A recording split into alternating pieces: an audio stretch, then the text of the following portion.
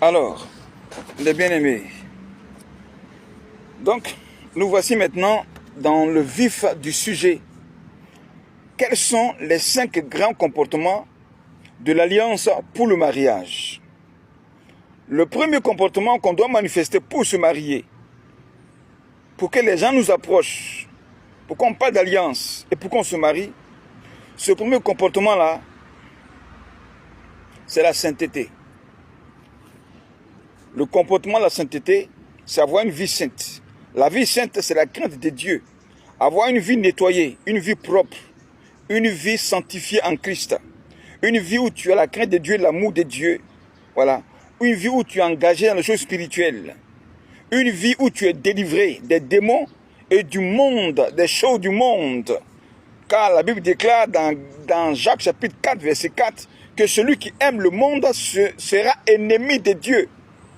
Donc il ne faudrait pas que l'amour du monde, les choses du monde, les plaisirs du monde demeurent encore en toi pendant que tu es chrétien. Amen. Donc, le premier comportement qu'il faut avoir, c'est la sainteté. Dans la sainteté, il y a la justice, la vérité. Il faut être honnête. Si tu mens, tu ne peux pas te marier.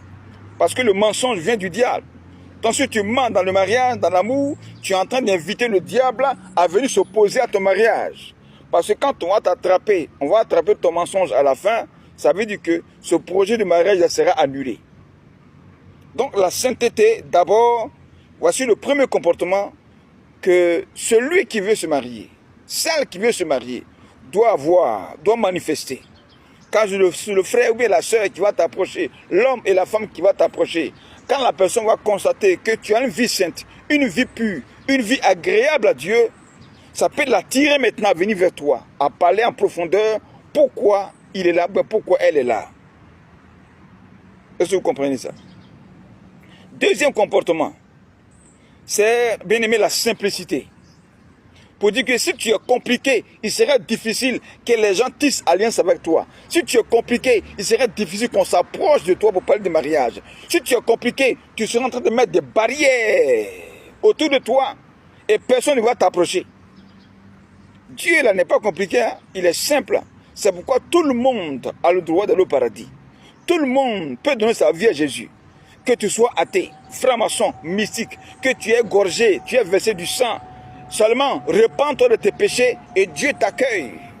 L'église est ouverte à tout le monde parce que Dieu n'est pas compliqué. Donc Dieu est ouvert à tout le monde. Quand on n'est pas compliqué, on est ouvert. Mais quand on est compliqué, on est fermé. Et quand on est fermé,